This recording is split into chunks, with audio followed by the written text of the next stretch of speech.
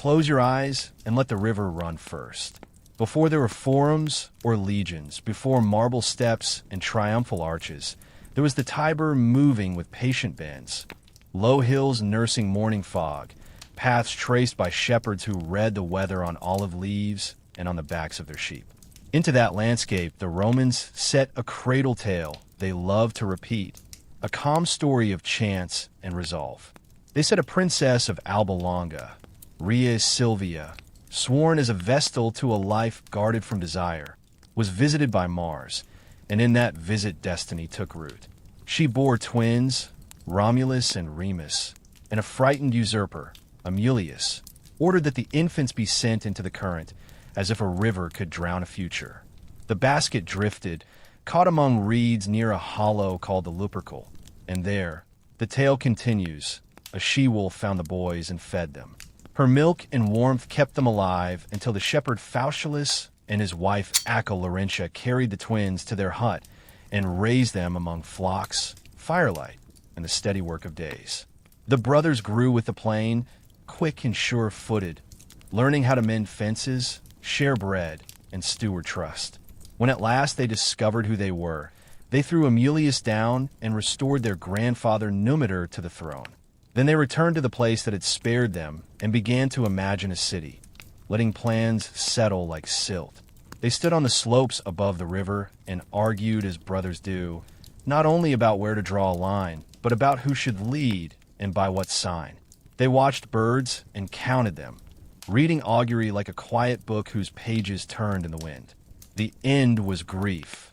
In a quarrel, Romulus killed Remus, and the first page of Rome's story took on a soft shadow.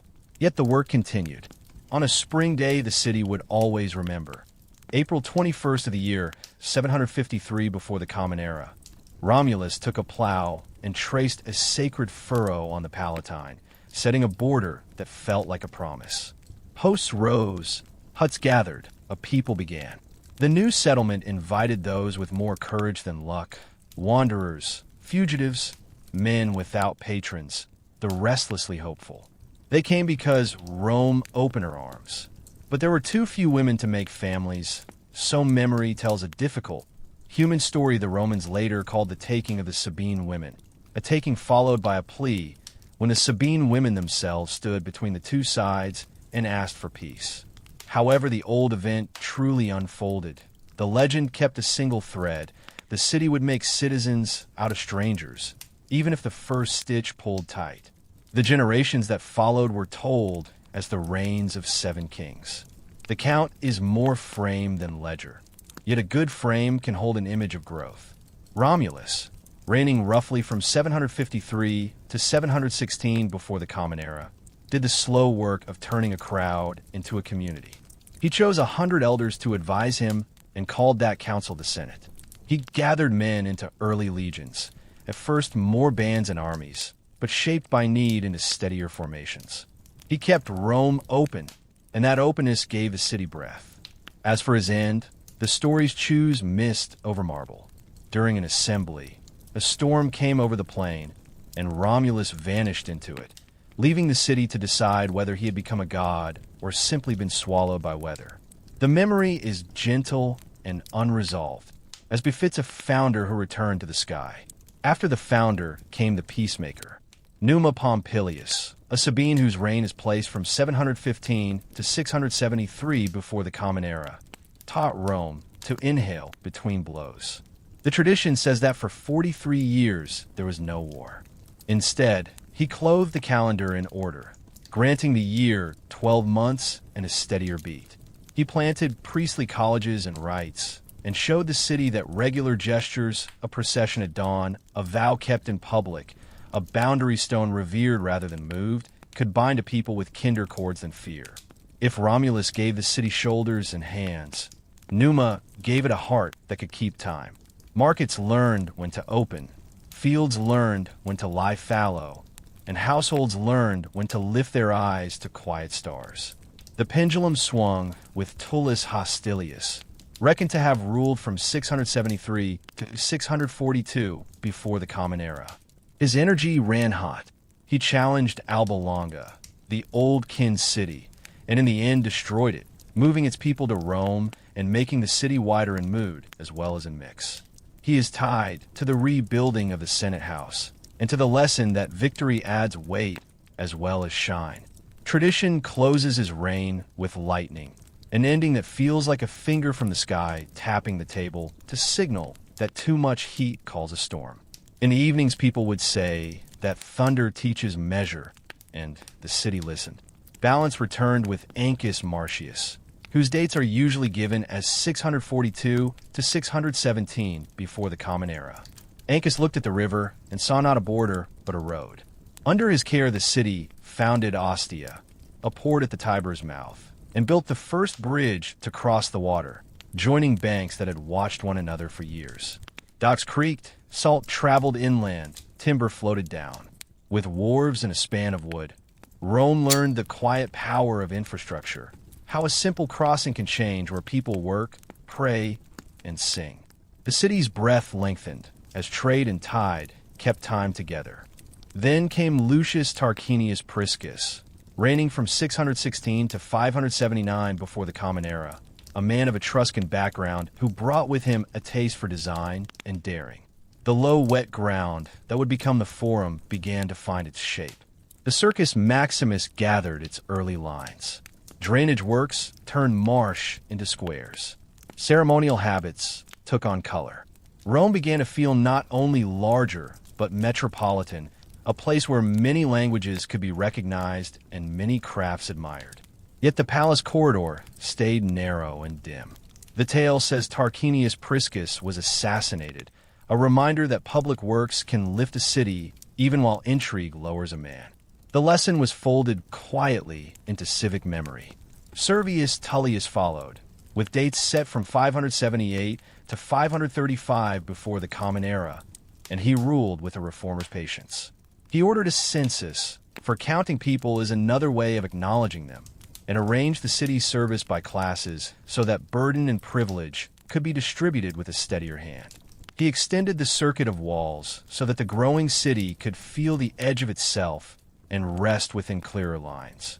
He reorganized the army so that duty matched capacity more closely and the city would not lean too heavily on the few. But power pressed too tightly in a household will crack, and Servius' story, in the telling, ended with murder inside the royal family, as if the warning had to be written in a room rather than a square. The air after his passing was still and careful.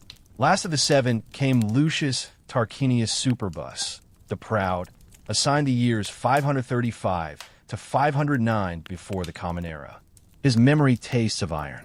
He is marked as a tyrant, governing without the balancing customs that had slowly grown up around the city. In his shadow, the story of Lucretia unfolds, a noblewoman assaulted by the king's son, whose pain and death shook households and markets alike. After that, the patience of the people thinned to a single thread. In 509 before the Common Era, Superbus was driven out, the kingdom ended, and the city let a heavy door close on monarchy. The sound in memory is not a shout. It is a firm, low click that echoes longer than thunder. From that click forward, Rome stepped into a different shape. The lesson of kingship, as the Romans told it, was simple. A crown puts too much weight on one skull. So they split the weight. Instead of one ruler, they chose two consuls, colleagues whose power mirrored and limited one another, who served for a year and then stepped down so the office would never harden into ownership. Around them, the old council of elders thickened into the Senate, a body with layered memory, advising and steadying, sometimes resisting, sometimes guiding, rarely at rest. Other magistracies were built for particular currents, praetors for law, quaestors for finance, aediles for markets and games, each a small channel through which responsibility could flow without flooding a single room.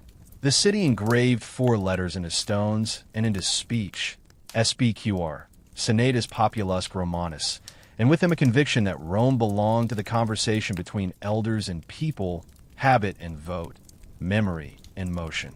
When you drift back over those early generations, you can feel how the city learned. It learned to welcome strangers and make them neighbors. It learned to set rituals so that time itself could be a friend. It learned to swing its arm when pressed and to build when peace allowed, bridges, roads, walls, and drains that turned mud into meetings. It learned to count itself, not merely to tally, but to apportion service and help. It learned that the heat of a single will is quick but risky, and that divided power, though slower, keeps a steadier fire. Even its myths whisper the same lesson: a river that refuses to drown fate, a she-wolf that lends her strength, a plow that draws a sacred line, a group of women asking that a fight stop before it destroys what it claims to protect. These are not loud teachings. They are bedside instructions murmured across years. Let the Tiber return to the center of the picture. It moves beside the city as the years turn, never rushing, never still, always answering the light with a patient shine. On its banks, April 21st of 753 before the Common Era keeps renewing itself in memory. Across its span, the first bridge of Ancus is recast in stronger timber and then in stone. Down its length, timber and grain float toward markets mapped out in streets that were once paths. Above the river, the city changes costumes, shepherd huts to tiled roofs, earthen floors to mosaics, yet keeps the same posture, forward, cautious, wide-armed.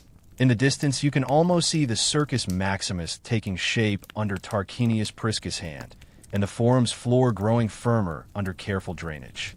In quiet corners, you can still hear Numa's calendar ticking, slow and friendly, guiding festivals that keep neighbors from becoming strangers. In the drill ground, you can feel Servius reorganization making the rhythm of duty fairer. On a hilltop, you can sense the sudden absence of a founder swallowed by weather. And somewhere in a narrow hall, you can taste the chill of a king who lost the measure of rule. What came after 509 before the Common Era would stretch the city farther than any founder could have drawn, but the shape chosen then, the two consuls, the Senate, the layered offices, the four letters of SPQR, was a raft sturdy enough to carry Rome toward whatever currents the next centuries would push upon it. The hatred of monarchy the Romans carried was not only anger at a particular man. It was a decision to keep authority moving, to make power a current rather than a pond. They wanted the city to sleep safer, to wake with work to do, to argue in daylight. And so they made a habit out of divided command and temporary glory, and the habit, imperfect as all human habits are, held. If you listen now, as lamps go low, the early city blends into breathing. Hammers tap in a workshop where a beam is being shaped for a bridge. A priest rehearses a line for a small rite in the morning. A mother hushes a child and points toward a calm dot of fire on a household altar. Somewhere a veteran of Tullus campaigns tells a younger neighbor that lightning ends even the hardiest rain, and both of them laugh softly at the sky. Somewhere else, a clerk runs a finger down a wax tablet. Counting citizens in a census Servius would have understood. On a wall, the four letters look less like a boast than a simple label for a shared project, the Senate and the Roman people. Not one alone, not one forever in command, but two parts speaking back and forth until the day's troubles quiet. The river moves beside them, patient as sleep, and the city that began with a basket and reeds learns again how to carry itself into morning. The night air smells faintly of olive wood and clean earth, and the streets remember the weight of sandals. Soft torchlight drifts along plaster walls, and a dog turns once and settles by a doorway. Somewhere an old song about sowing and reaping follows the line of the Tiber and fades into the dark. Somewhere an old song about sowing and reaping follows the line of the Tiber and fades into the dark. Children dream of races where chariots fly in circles that never quite end, and mothers tuck blankets closer. Time opens and closes like a slow hand, and the city keeps learning how to be gentle with itself. Time opens and closes like a slow hand, and the city keeps learning how to be gentle with itself. In courtyards, water gathers the stars and gives them back in ripples that keep a steady measure. A mason straightens his back, smiles at a new joint that fits, and says tomorrow will hold. A mason straightens his back, smiles at a new joint that fits, and says tomorrow will hold. Two neighbors discuss the price of grain and then the cost of pride, deciding both need careful watching. A small shrine holds a familiar flame, and the room grows kinder because someone remembered to tend it. A small shrine holds a familiar flame, and the room grows kinder because someone remembered to tend it. Wind makes a simple music in the awnings, and the hills echo it without hurry. Some stories end in thunder, others end in calendars and bridges. Most end in ordinary bread. Some stories end in thunder, others end in calendars and bridges. Most end in ordinary bread. What the city knows now is not certainty, but practice, the practice of returning to balance after sway. The night air smells faintly of olive wood and clean earth, and the streets remember the weight of sandals. Soft torchlight drifts along plaster walls, and a dog turns once and settles by a doorway. Somewhere an old song about sowing and reaping follows the line of the Tiber and fades into the dark. Somewhere an old song about sowing and reaping follows the line of the Tiber and fades into the dark. Children dream of races where chariots fly in circles that never quite end, and mothers tuck blankets closer. Time opens and closes like a slow hand, and the city keeps learning how to be gentle with itself. Time opens and closes like a slow hand, and the city keeps learning how to be gentle with itself. In courtyards, water gathers the stars and gives them back in ripples that keep a steady measure. A mason straightens his back, smiles a new joint that fits, and says tomorrow will hold. A mason straightens his back, smiles at a new joint that fits, and says tomorrow will hold. Two neighbors discuss the price of grain and then the cost of pride, deciding both need careful watching. A small shrine holds a familiar flame, and the room grows kinder because someone remembered to tend it. Stars lean over the Tiber, and water carries their reflections like slow coins toward the sea. Markets sleep under awnings that remember voices. Soon they will wake to measured talk and steady steps. On a windowsill, a small bowl of grain waits for birds, and generosity practices itself in silence. In the quiet after small labors, Rome counts its blessings on the fingers of ordinary hands. The calendar moves one bead forward, and neighbors mark the passage with bread, oil, and a nod. A bridge hums lightly under night carts, and the city dreams of crossings safely kept. Children breathe evenly. Elders smile in their sleep. The hills keep watch without asking for thanks. A gate creaks, then rests. Somewhere a loom sighs, and a shawl gathers warmth for morning. The river keeps steady counsel, and the city listens without hurry. Duty and rest exchange places as gently as watchmen at a gate. The future arrives like dawn, first as a thought, then as a color, then as a street one can walk. Memory straightens the day's small errors the way a hand smooths linen before sleep. The walls breathe out the heat they stored, and cool rooms remember winter with gratitude.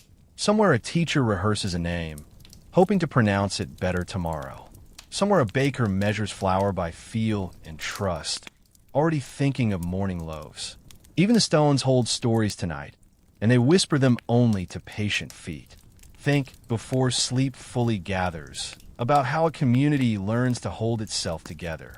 Not by shouting, not by the single hand that tightens until fingers ache, but by habits that pass quietly from doorway to doorway.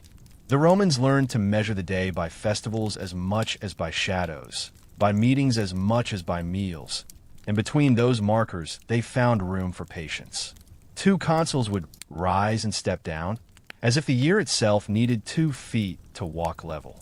The Senate would sit and talk longer than the sun, yet its talk gave shape to the room, the way scaffolding holds a wall until the mortar sets. What mattered was not that every answer came quickly, but that no answer belonged to one voice alone.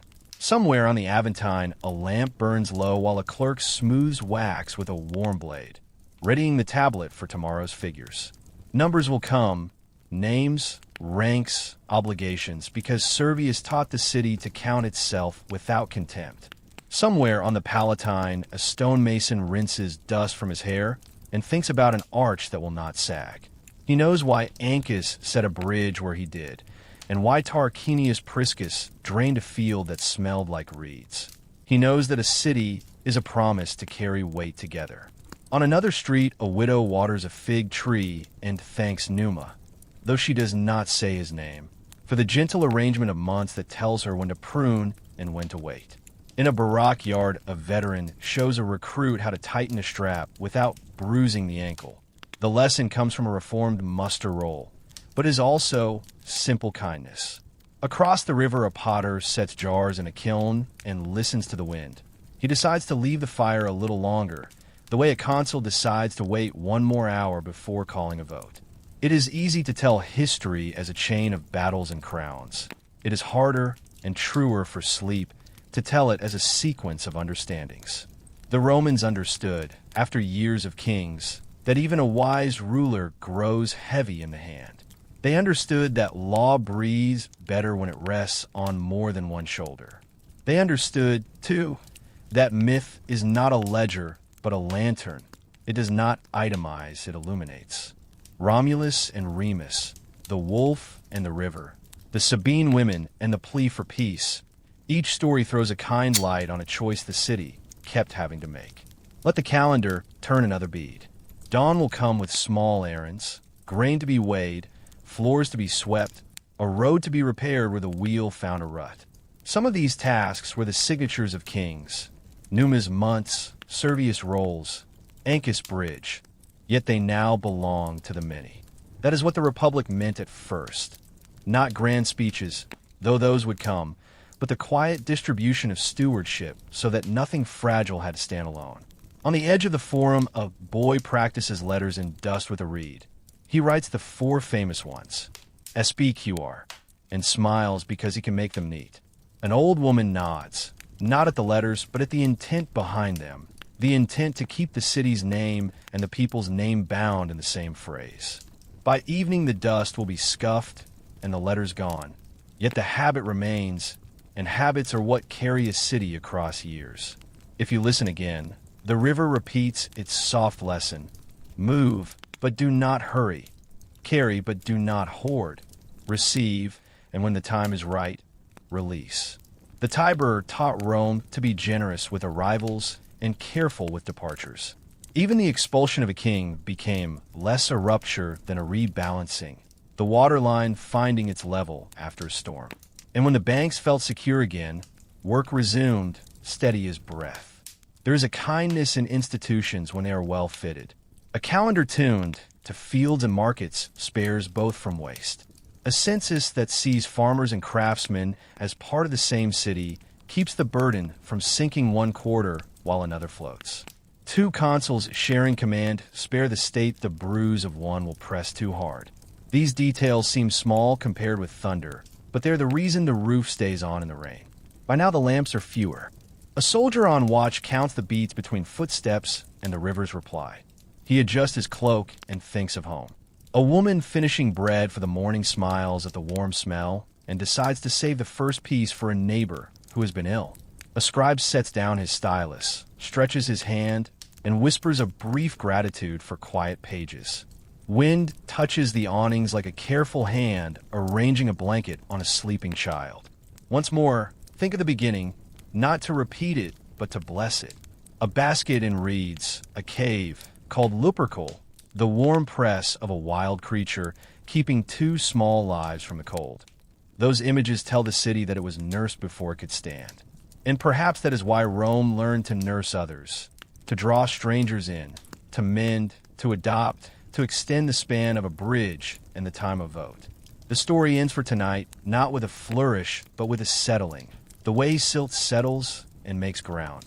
Sleep comes easier when the ground feels sound.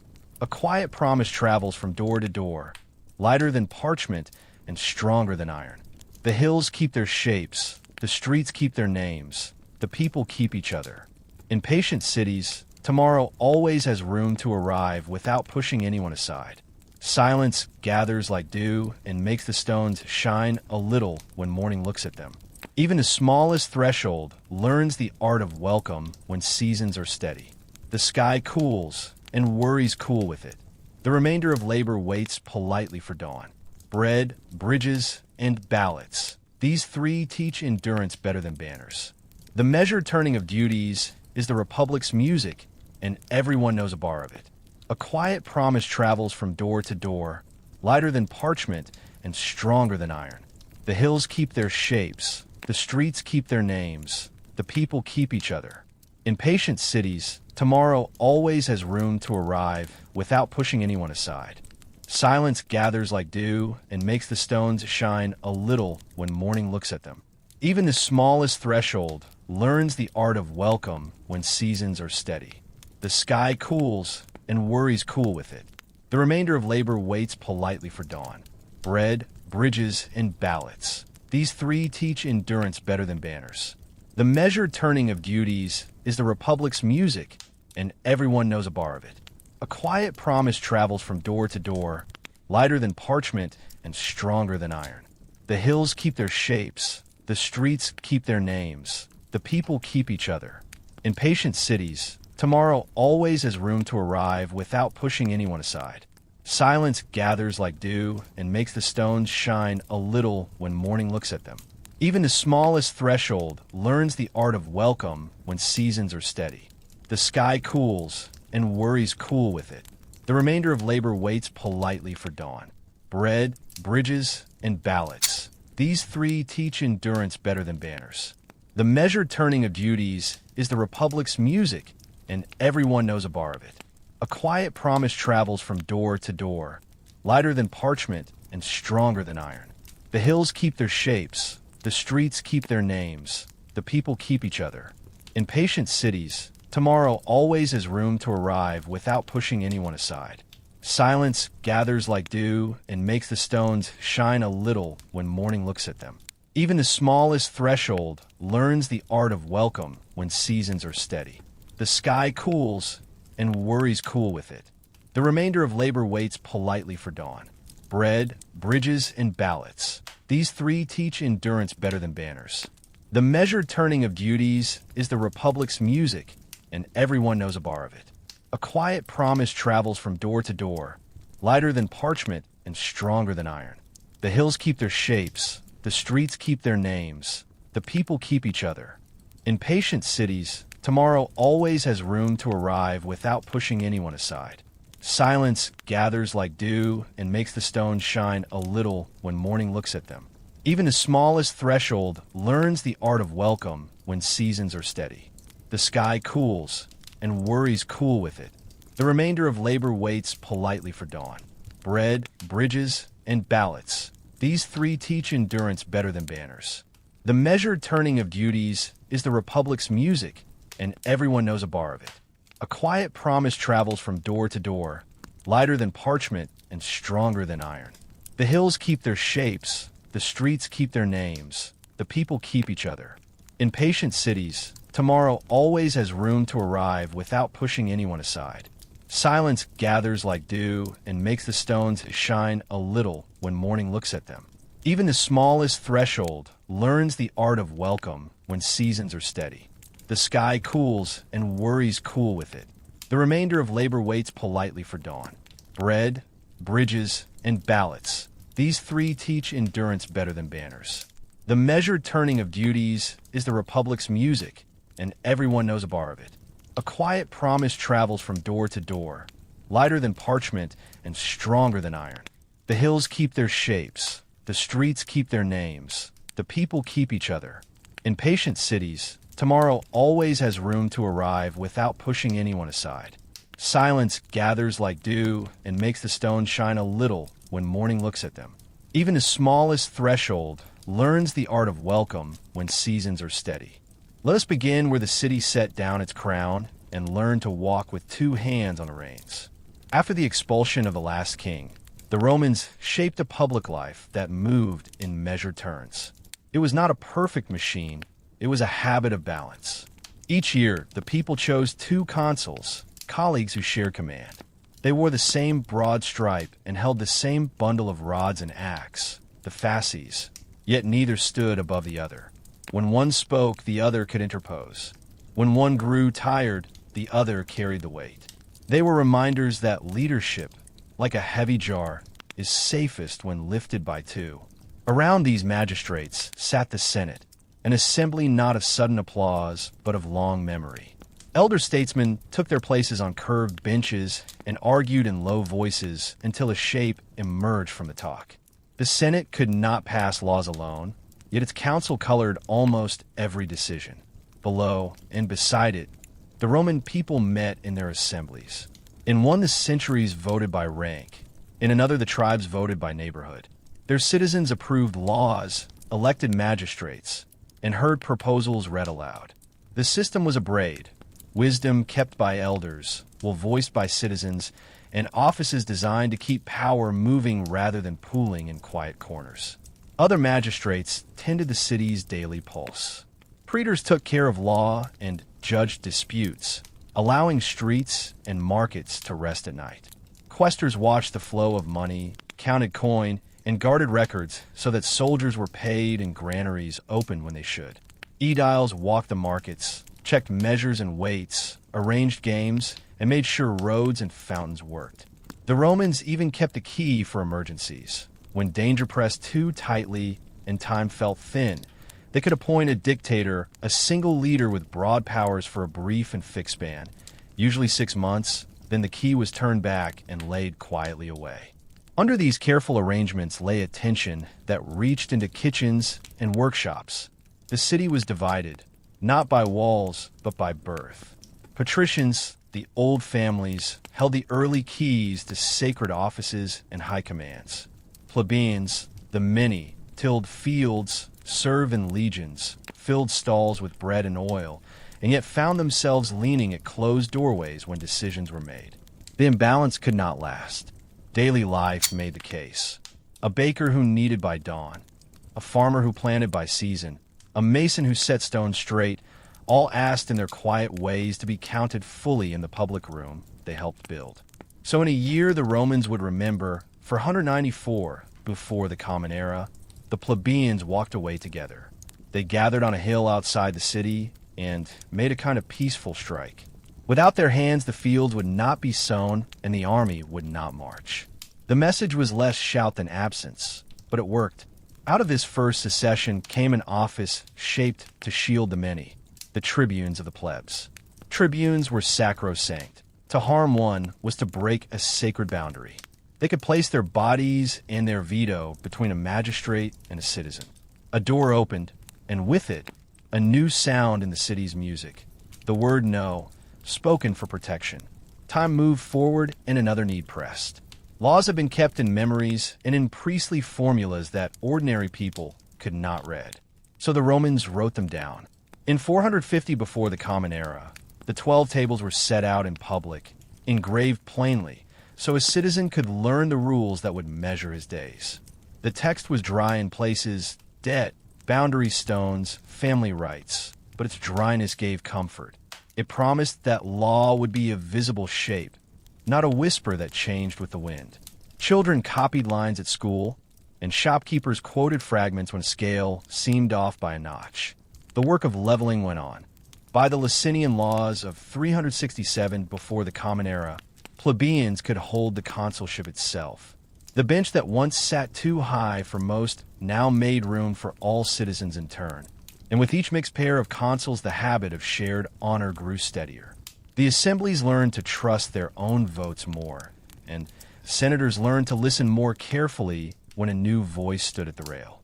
2 generations later, the Lex Hortensia of 287 before the Common Era declared that decisions made by the plebeian assembly would bind the entire people. The river of law now flowed from both banks. While politics found balance, the city tested its strength beyond the walls. Rome's neighbors were many and close. The Volsci and the Equi pressed from hill and valley. Etruscan cities watched the Tiber with old eyes. Fields were raided, boundaries blurred. Campaigns moved with the seasons, and soldiers returned to harvest with dust still caked on their sandals. The rhythm felt almost domestic.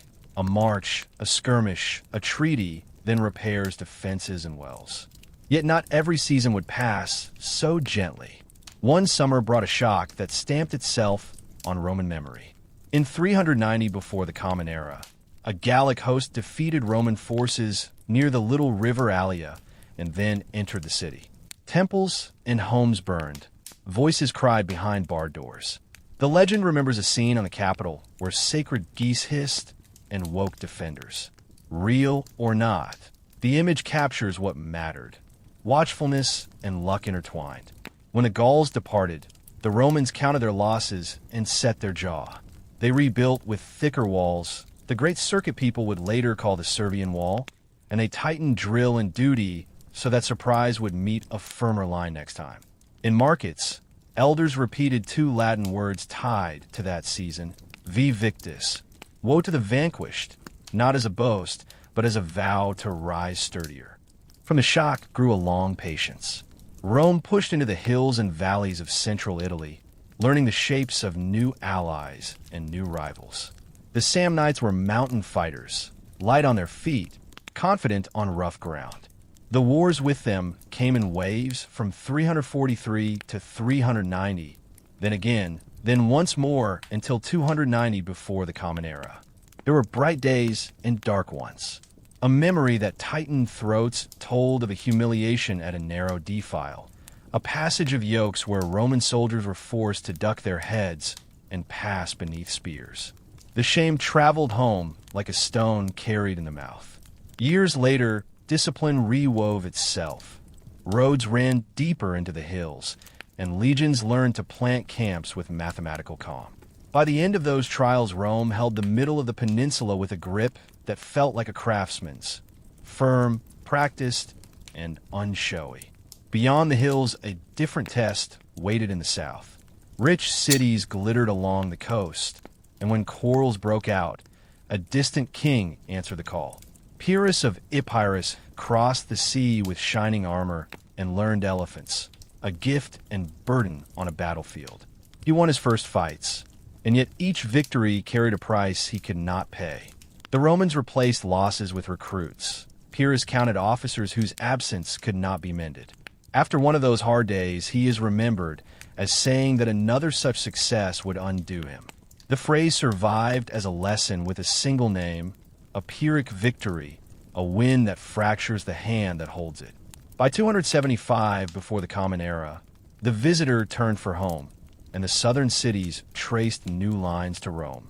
While borders widened, daily life within the city kept its soft rules. Bakers performed quiet miracles before sunrise. The smell of new loaves told neighbors the hour more reliably than any sundial. Aediles checked the stalls and nodded at fair measures. A boy rolled a small hoop down a side street and laughed when it curved like the river. Praetors listened to petitions in shaded colonnades, and scribes sharpened reed pens to keep the ink even. In workshops, bronze sang under hammer taps. In courtyards, water cooled in clay jars wrapped with damp cloth. The Republic was not only a map, it was a series of mornings that began on time because someone kept watch. The habit of calling a dictator in crisis remained like a sealed jar on a shelf. Once opened, it had to be closed again soon. That brevity mattered. It told citizens that fear could be met without inviting it to stay. The stories admired leaders who returned to their plow when the danger passed.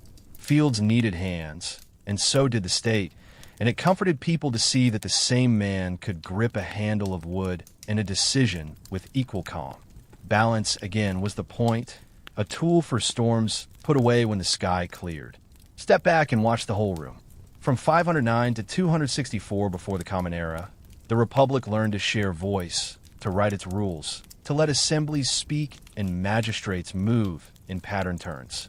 It learned to make treaties that bound new allies without breaking their pride.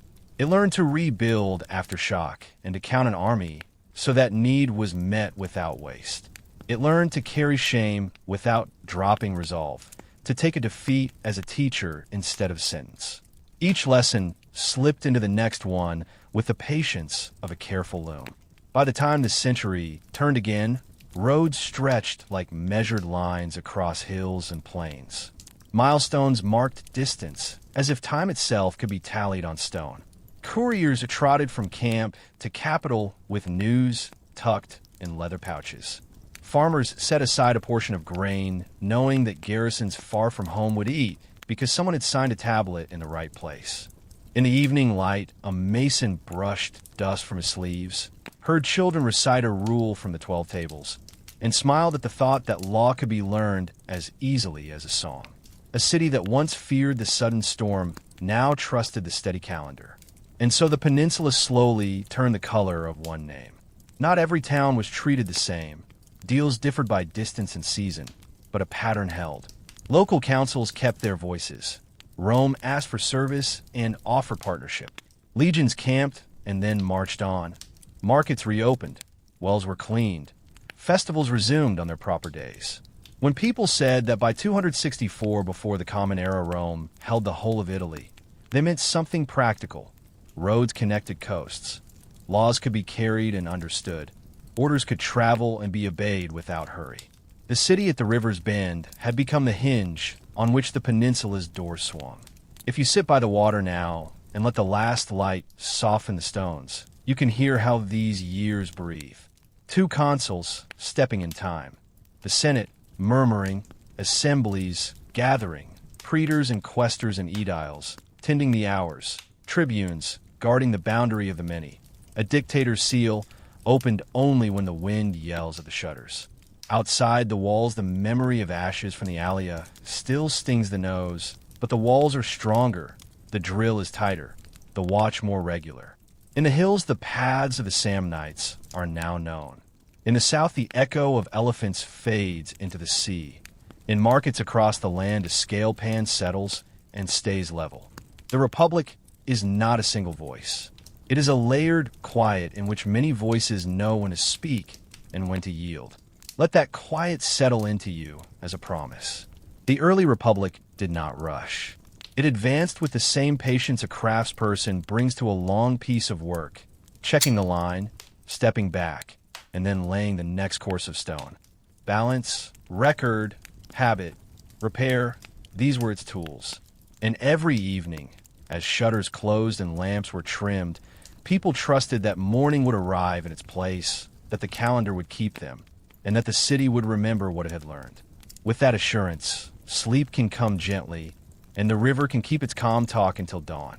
In kitchens, a pot cools, and the lid ticks as metal meets night air. Grain sacks rest against the wall, and a cat yawns and slips between amphorae. A sentry shifts his weight and measures time by the river's hush.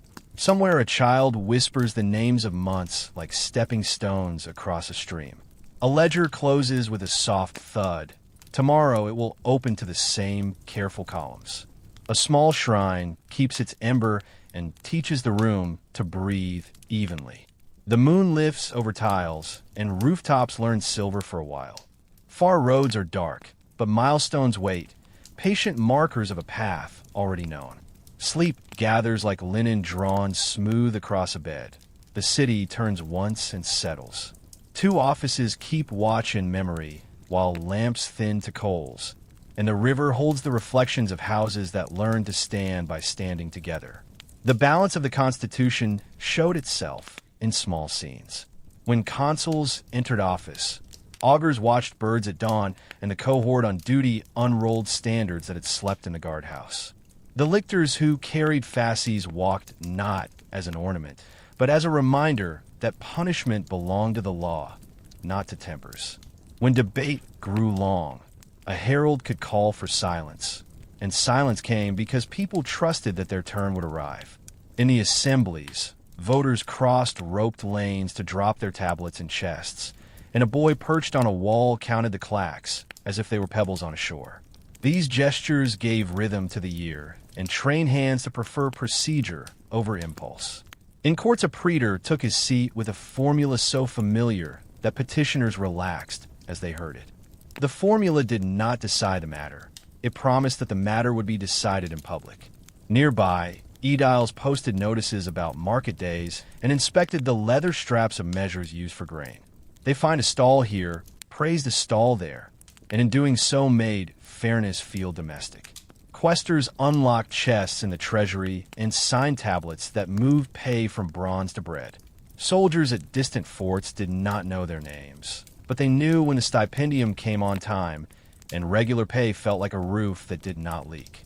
Even the dictator's office, when opened, was surrounded by ritual that whispered, This is for a short road and a straight one, and then we go back to the longer, winding way. The struggle between patricians and plebeians rarely broke dishes in kitchens. It flowed through more private conversations. A father wondered whether his son would ever hold an office that was once closed to the family. A mother asked whether a promise made in a patrol lane would count in the comitium. In workshops, craftsmen learned the names of tribunes and the sound of a veto. A tribune standing on a step could stop a measure with a single word, and a crowd that had not been invited into older rites felt suddenly represented by a living barrier. Sacrosanctity was not only a rule. It was a felt presence that steadied nerves in busy squares. The 12 tables taught by example that law could be shown like a picture. A boy traced a rule about boundary stones and came home to see his father greet the neighbor and nod toward the small markers set between gardens.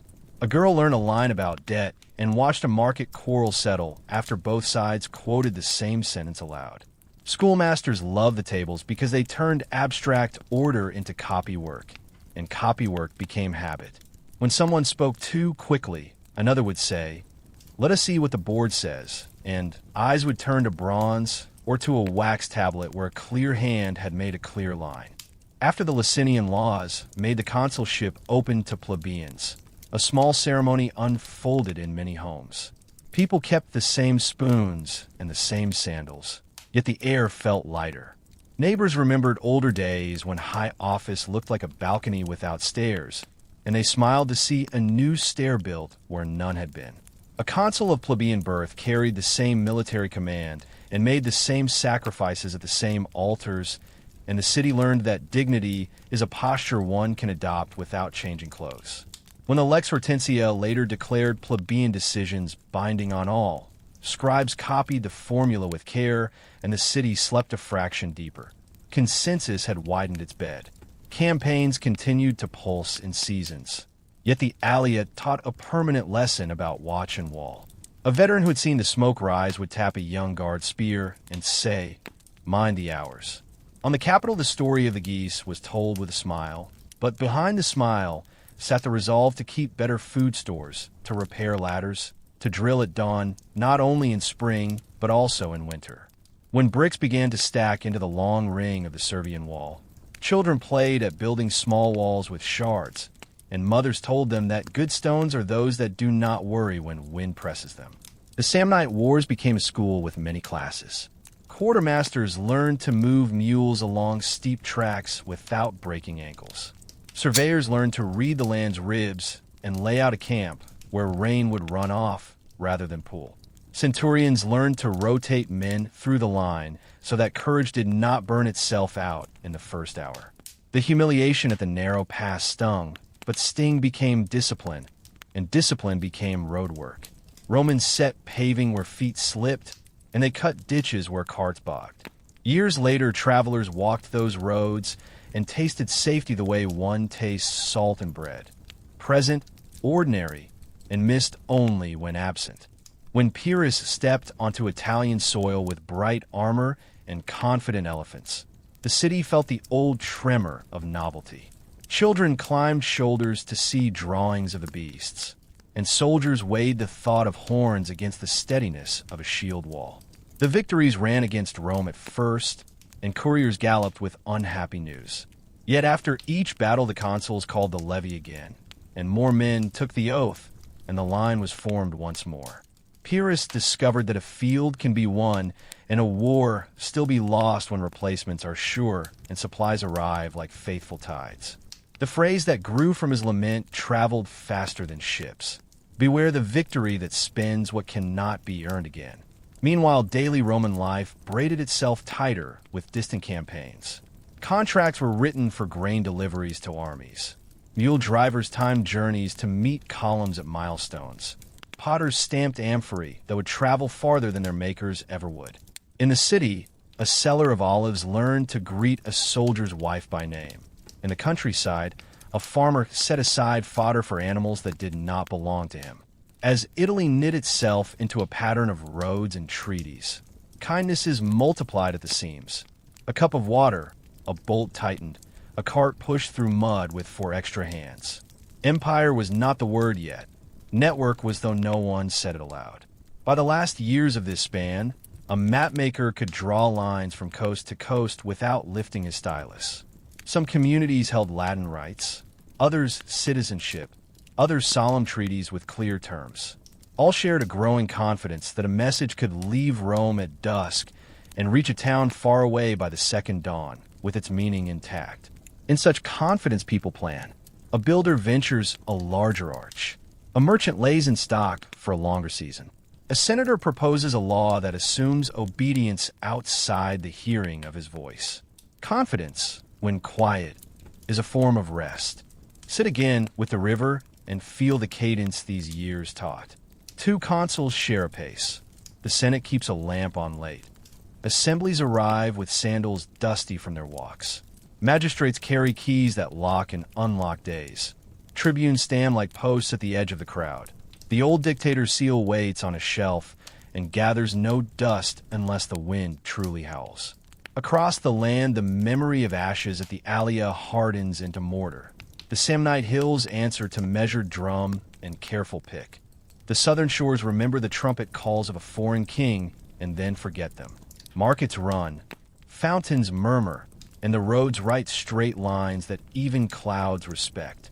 By 264 before the Common Era, the peninsula leans toward one city, not as a subject falls to a master, but as a set of doors all swing on the same hinge. The hinge is routine, the habit of divided rule, the comfort of written law, and the promise that a vote cast today will still be a vote tomorrow. With such hinges, even heavy doors open without a groan, and sleep arrives without a guard at the bedside. In a last light, the stones cool and the air resets. Rome keeps its watch by custom now, and custom is a blanket the years have woven. When morning returns, it will find the city exactly where it promised to be, ready to measure, ready to mend, ready to listen. In a last light, the stones cool and the air resets. Rome keeps its watch by custom now, and custom is a blanket the years have woven. When morning returns, it will find the city exactly where it promised to be, ready to measure, ready to mend, ready to listen. Let the sea be quiet for a moment. Imagine the Mediterranean as a great clock that turns by wind and habit, its hours marked by capes and islands. On the north shore stands Rome, a city that has learned to measure its days with laws and milestones. On the south shore stands Carthage, a city that breathes trade, counting profit by the creak of ropes and the hum of harbors. Between them rests Sicily, close enough to both that it seems to belong to whoever reaches first. What follows is the long, even telling of how these shores learned, quarreled, and changed each other across 3 great wars. We will move at a bedtime pace, steady, low, and clear. The First Punic War began in 264 before the Common Era over influence in Sicily and the lanes around it. Carthage entered the contest with a navy grown over generations. More than 500 warships crewed by sailors who could read wind by the pitch of rigging and night by the feel of spray. Rome entered with almost no fleet at all. Her strength was on dry ground. Surveyors who drew straight ditches, soldiers who could build a timber wall before dusk, commanders who trusted infantry line over glittering maneuvers at sea. When a Carthaginian quinquereme came into Roman hands, it became a pattern. Shipwrights paced its length, traced its ribs, counted the spacing of oarlocks, and made copies by the dozen. A shore that had once only launched ferries began to launch warships. The Romans also changed how sea fighting felt. They fitted a new device to many prows, a heavy bridge with an iron spike under its mouth. When a Roman ship closed with an enemy, the bridge fell, bit into planks, and locked 2 decks together. Legionaries crossed in their armor and fought on wood as though it were gravel. The device, later called a corvus, made boarding the main act and turned foam into footing. It worked best in steady weather. Storms punished ships made high and front heavy, but in fair seas the tool made the unfamiliar familiar. In 256 the fleets met off Ecnomus in numbers so large the sea itself seemed tiled with hulls. 680 ships are named in the old counts, and perhaps 290,000 people afloat. a nation's worth at oars and posts. Standards lifted, rams struck. The new bridges slammed down with the certainty of doors. The day bent toward Rome. Pathways opened for an African expedition. Those storms reminded victors and vanquished alike that waves keep their own counsel. The war did not fold after one great day. It stretched for 23 years, so long that boys who watched the first launches grew old telling their sons how to coil rope. In 241, Carthage asked for terms. Sicily passed under Roman administration as the first province, and an indemnity began to flow like a slow river from Punic treasuries to Roman ledgers. The wind fell quiet, but only for a while. The years between the First and Second Wars were busy on both shores. Rome, once settled in Sicily, soon gathered Sardinia and Corsica as well, extending her reach like a hand finding balance. Carthage turned west toward Iberia to rebuild strength. Hamilcar Barca campaigned and bargained there, making allies and minds work in concert. He taught his children by example that a ledger and a spear can speak the same language. After him, Hasdrubal the Fair founded a strong base at a fine harbor and named it New Carthage. When Hasdrubal died, Hamilcar's son Hannibal took command, an officer still young, already hard, and forever marked by an oath made at a domestic altar that he would be Rome's enemy. A treaty tried to draw a dividing line along the Ebro River in 226, but lines fade when travel grows quick. In 219, Hannibal made a move Rome would not accept. He attacked Saguntum, a friend bound to Rome's honor. Messengers crossed water and mountains and returned with empty hands. The Second War began the way many do, with a boundary treated like a suggestion. In the spring of 218, Hannibal set out from Spain with a force that sounded like a challenge written to the earth. Ancient numbers speak of 90,000 infantry, 12,000 horse, and 37 elephants, beasts that seemed to carry mountains in their shoulders. The column threaded the Pyrenees, followed the Rhone, and turned toward the Alps while autumn still wore color. Up in the high passes, the path narrowed to ledges that held wagon wheels like guesses. Rocks slid under boots, frost burned hands. Tribes tested the flanks with sudden stones. An elephant trumpeted at a snowfield, as if the sky were playing tricks. When Hannibal's army stepped down into Italy, it was a changed thing. Perhaps half the men were gone, and most of the elephants.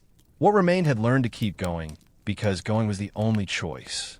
By December, at the river Trebia, Hannibal used timing like a tool. He drew Roman troops across cold water at dawn, let the chill climb their legs and their confidence, and struck with cavalry and hidden infantry. The result was ruin for the Romans and a first lesson that this commander would set traps with patience rather than shouting. The next summer, near Lake Trasimene, he extended a line in the mist, hid strength among low hills, and closed on marching Romans before they could properly see whom they were facing. Many died. Shock followed the news into the city. Rome named a dictator, Fabius Maximus, and gave him the authority to save the state by not playing the enemy's game. He shadowed. He cut fodder and supplies. He denied the satisfaction of one clear decision. Some called him the delayer with a frown. Others learned that restraint can be a kind of courage. In 216, impatience had its day. 2 consuls assembled an army larger than any Rome had yet put in the field and found Hannibal on a broad plain near Cannae.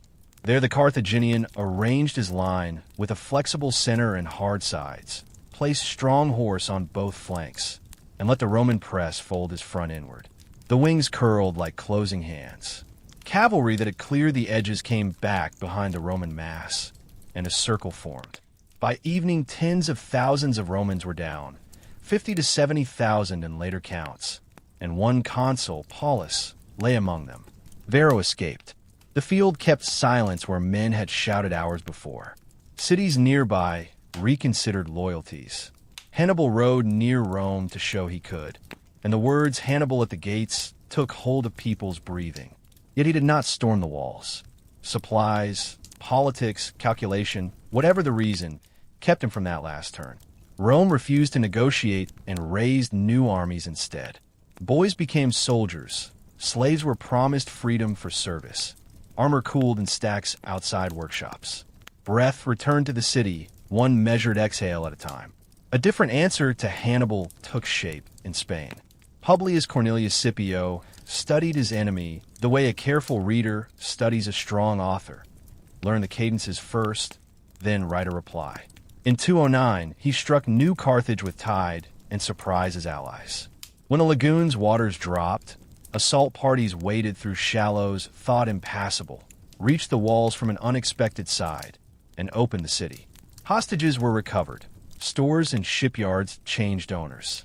Over the next seasons, Scipio drilled his men to move like joined parts.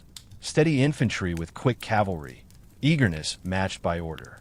At Ilipa in 206, he reversed normal deployment, holding weaker troops in the center and sending stronger wings to bite first, until the Punic line lost shape and will. With Spain won, Scipio asked to carry the war into Africa. Permission took time, as Roman permission often does, but it came.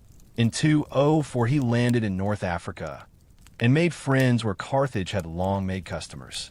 Skirmishes bothered the great city. Raids drew attention like a persistent knock.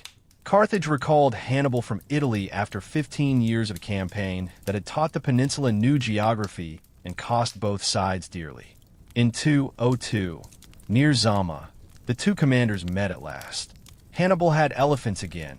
Scipio had lanes cut in his lines and volleys ready for deafening charges. The animals swerved or ran back through their own men. Dust rose into familiar veils.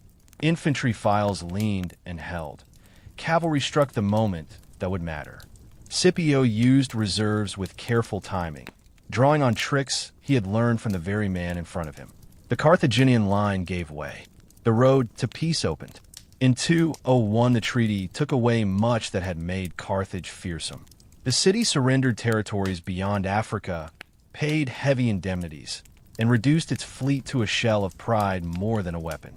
Rome's name grew longer on maps and merchant routes. Still, time makes numbers move. Carthage recovered within its limits. Traders traded, and sums began again to favor her. In Rome, a few voices hardened around a refrain. Cato the Elder ended speeches with the same closing thought, that Carthage, however quiet, ought to be destroyed. Habit turned opinion into ritual. In 149, Rome demanded something that was not survivable: abandon the coast and rebuild inland. The demand would have emptied the harbor of its reason for being. Carthage refused. The last war came as a siege that lasted 3 hard years. Inside the walls, people turned rafters into spear shafts and door fittings into arrowheads. Women braided hair into cords for engines. Hunger taught patience and then taught desperation. Outside, Roman engineers pushed causeways toward the harbor, built towers, and cut ditches that tightened like a belt. When, in 146, Scipio Aemianus led the final breaches, resistance became a house-to-house ache. Flames ran along roofs. Walls fell in sections. Survivors, around 50,000 by some reckonings, were led into slavery. The old tale says Roman hands sowed salt into the earth, a picture more symbolic than likely. The truth needs no emblem. The city ceased to be. After these wars, the Western Mediterranean changed its posture. Sicily, Sardinia, Corsica, Spain, Italy and Tyre, and the African coast near the old Punic site all leaned toward Rome. Wealth moved along sea lanes, as if the water itself had decided on a direction.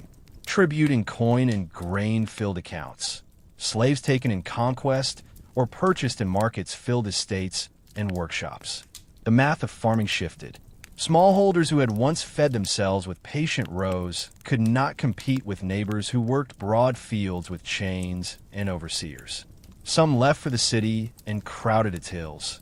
Others rented out their land and kept a corner for memory. Inequality widened. The forum grew louder with ambitions that stretched across seas. Yet the old calendar still ticked. 2 consuls each year, assemblies under open sky, laws inscribed where anyone could read them. The seeds of later trouble were planted now. Vast provinces, vast profits, vast numbers of people without a vote. But seeds need seasons. For the moment, Rome stood as mistress of the Western Sea, and the sea, in return, became her broadest road. Beneath the famous battles lay the routine that actually carried them. Quartermasters checked casks by tapping staves and listening for a full sound. Bakers kneaded ration bread so hard it outlasted storms. On campaign, a Roman camp sprang up by the same recipe. A ditch, a wall, a gate aligned to the road, streets laid like threads on a loom. Carthaginian columns, richer in horse, learned to sleep where water could be drawn for animals before dawn. Engineers measured bridge spans with twine and sunlight. Surgeons boiled water and argued gently about which herb calmed fever better. Messengers traded sore horses at milestones and tucked tablets under belts to keep them dry when rain surprised them. Even elephants had quartermasters, men who learned how far the animals could march in heat and which grasses sat best in a traveling belly. In the cities, life felt war and peace together. In Rome, a mother shushed a baby to sleep with the distant rhythm of oars from the training harbor. In Carthage, a clerk swept sand from a warehouse threshold and thought about prices in Sicilian markets. Children traced maps in ash with reed tips. Spain here, Italy here, and argued the shapes of coasts. Veterans pressed scars that woke in certain weather and taught neighbors how to latch a door so it stopped squeaking. The grand story moved on, but the small wheels kept it rolling. Tactics from these years became chalk lines in later schools. The Corvus taught that a clever tool can change the very terms of a fight. Hannibal at Cannae proved that a line can bend and still be stronger for the bend, so long as the edges know when to close. Fabius showed that patience is an action, not a pause. Scipio at Ilipa and Zama showed that study is not flattery, but preparation. Yet none of these mattered without the unsung pieces. Mended sandals, counted beans, dry powder, good rope. Strategy is a plan. Logistics is the breathing that lets a plan live long enough to be tested. Now let the water reclaim its calm. In a harbor after sunset, ropes knock softly against masts. A pilot tests the night breeze with a wet finger and smiles. On a quay, a ledger is closed and sealed with a dab of wax, and a watchman's staff touches stone at even intervals. A boy listens to older men speak names, Ecnomus, Trasimene, Cannae, Zama, and wonders how something so big can be spoken so quietly. Far away, Rome lowers its lamps one by one. Carthage no longer answers across the dark. The sea breathes, slow and even, and the room, too, can settle for sleep. Think of the long care behind a single battle. Before ships sailed, timbers were seasoned in shade so they would not crack at sea. Before levies marched, scribes copied names twice to catch errors made by tired hands. A standard bearer tied knots in the same order every morning to make courage feel like routine. A centurion told recruits to keep a pebble in the mouth on long marches, to remember to breathe, nose first, and spare the throat. These are not glorious items, but a chain is only as strong as its smallest links, and these links held. Consider how knowledge traveled. A Rhodian pilot taught a Roman captain a safer approach to a dangerous shoal. A Roman engineer admired a Punic dock crane and copied its pulley ratios. A Spanish smith learned a new way to harden iron rings by watching a legionary armor repairer at work. War breaks, but it also exchanges. In busy markets after peace, one could taste recipes that had marched with armies and hear lullabies that had crossed water on ships, not meant for singing. The words people used show what they feared and loved. Hannibal at the gates was a phrase that outlived its hour because it named a feeling. Danger near, duty nearer. Delayer began as an impatient nickname and became a quiet honorific. Africanus, attached to Scipio, reminded listeners that victories can rename a person and, in a way, rename a city's reach. Later, province would be a word heard in many courtyards, first as pride, then as question. Even endings carry work. After the last fires at Carthage cooled, officials counted stones for reuse, surveyed the harbor for silt, and divided land by lines set with staffs and chalk. Ships that once hunted rams carried grain instead. In Rome, laws shifted to fit a world with new edges. Courts to hear disputes from far towns, rules for governors whose hands would hold distant authority. The wars made space, and the Republic filled it with paperwork before it filled it with monuments. When people later said the Punic Wars made Rome a Mediterranean power, they meant that a city once content with hills and neighbors learned to hold horizons in its plans. The transformation was not a trumpet blast, but a long cord. Fleets, taxes, treaties, roads, and habits. Some benefited early, others waited and wondered. The story did not end. It thickened, as stories do when success and strain arrive together. In the last light, the sea holds its level and the cities hold their thoughts.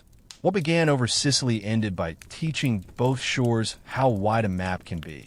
With that lesson tucked like a bookmark between today and tomorrow, sleep can come without struggle. Sicily itself shaped the tempo of the First War. Its coasts offered many small harbors, some open to a north wind, others to a southern breeze, so admirals learned to plan departures like farmers plan harvests. Grain from the island's fields fed fleets on both sides. Mills and harbor towns turned by donkeys at night to meet morning rations. Roman crews trained on land before they trained on water, marching on wooden frames that imitated or benches, learning the cadence by footfalls before learning it by splashes. Carthaginian mariners, amused, still recognized seriousness when they saw it. At Ecnomus, the formations looked like stitched cloth, wings, centers, reserves, all moving to signals whipped by the breeze. When a corvus slammed down, the sudden thud felt like a door closing between old mastery and a new method. In Iberia, the Barcid project was part forge, part school. Hamilcar taught that a deal properly made is as strong as a fort properly sited. His camps were tidy, his marches patient, his trust earned more than demanded. New Carthage rose with warehouses sized for growth and streets laid with attention to drainage, because trade dies in puddles. The oath story, Hannibal's boyish hand on an altar, survived because it sounded like destiny, but the truth that mattered was daily training. He learned languages of tribes, the run of rivers, the best winter quarters, and the way to read a stranger's intentions by how he tethered his horse. Crossing the Alps wrote its own glossary, cornice, scree, thaw, refreeze. Oxen broke paths where men could not. Men cut steps where oxen could not. When rocks had to be split, fires were set against them and then doused so the sudden cold cracked the stone. At camps in hanging valleys, soldiers scraped sleeping hollows in snow and covered themselves with cloaks stiff as bark. Guides were paid with bright coins and warmer cloaks, and even so some vanished before dawn. The army learned that courage is not loud on mountain paths. It is simply the next careful step. At Trebia, a Roman wrote to his wife that he had never felt so clumsy as when the river took his breath from his chest. He did not post the letter, but he kept it under his armor as a promise to himself. At Lake Trasimene, fishermen on the far shore saw fog lift and lowered their eyes, as if to grant privacy to the dead. At Cannae, a standard-bearer who survived later told a young cousin that the dust tasted like flour, and that for years afterward he could not look at bread cool on a board without hearing the soft thud of bodies falling. This is how memory attaches to ordinary things. Fabius measured victory by what did not happen. He kept Hannibal from easy forage, kept rash commanders from indulging their pride, kept his own temper from answering taunts thrown from enemy lines. He was mocked as slow, but slow built walls and guided repairs. Rome's recruitment after Cannae was a civic lesson. Debts were delayed. Young men were passed forward by families with frightened eyes, and veterans taught new levies to tie sandals tight and never put a wet cloak away without drying it. The city's refusal to ransom prisoners told the world that it meant to pay for survival with training, not with coin. Scipio's work in Spain had the feel of clean geometry. He mapped routes along high ground to avoid ambush and planned marches so that rivers were forded in the hour when sun warmed numb feet. He practiced false deployments so often that his enemies began to expect deception as much as attack. At Ilipa, he woke his men before dawn, fed them lightly, and turned the line so that Punic soldiers saw a pattern they had learned to read and then watched it change in the first minutes of contact. Surprise is most powerful when it arrives looking like a memory. Zama brought the two best readers of ground into one paragraph. Scipio's lanes for the elephants were not corridors of emptiness only. They were channels lined with men who had practiced how not to panic when a living hill approached. They waved cloaks, blew horns, and threw javelins at angles meant to steer rather than slay. Many of the animals, confused, found the open spaces a relief and loped forward between cohorts like travelers on a road. Meanwhile, the infantry took and returned ground in quiet increments, each file remembering to leave room to fall back without treading on the heels behind. When the cavalry returned to the right moment, it felt less like a surprise than like the final line of a carefully written poem. During the last siege, Carthaginian knights smelled of soot and boiled grain. In tall houses, families moved to lower floors when engines knocked tiles loose from roofs. Bread was rationed by touch, a palm weight rather than a measure, because scales had been seized for lead to make sling bullets. Children learned the sound of a stone thrower winding up. They would put heads down before their mothers spoke. Outside, Roman sappers listened to walls as doctors listened to chests, tapping, hearing hollows, and starting tunnels where the tone rang empty. The work was slow on purpose. Patience keeps more men alive than courage does in a siege. Afterward, Rome's streets filled with accents. Dockworkers from Spain shouted prices in Latin with Iberian music in it. In markets, olive oil from Africa stood beside oil from Campania, and buyers joked that they could taste which side of the sea a grove faced. Estates swelled. Villas added rooms for presses and granaries. City blocks thickened. In the crowding, new careers appeared. Brokers, transport agents, warehouse bookkeepers, and old ones shifted. A smallholder who had once pruned his own vines might now be a foreman paid to count other men's pruning instead. The Republic learned to send its will outward and bring truth back. Proconsuls carried commands. Quaestors carried sums. Scribes carried records compiled in careful tables. Appeals from distant towns reached Rome slow but sure. Law followed distance with a lag and then caught up. A provincial contract for grain used terms copied from an older treaty. A marriage registration in a port mentioned consular names so that everyone would agree what year it was. The web thickened. The sea did not feel smaller. The pathway across it felt more certain. In quiet evenings, veterans traced river bends on tablet wax and told which fords were gentle to horses and which stole shoes.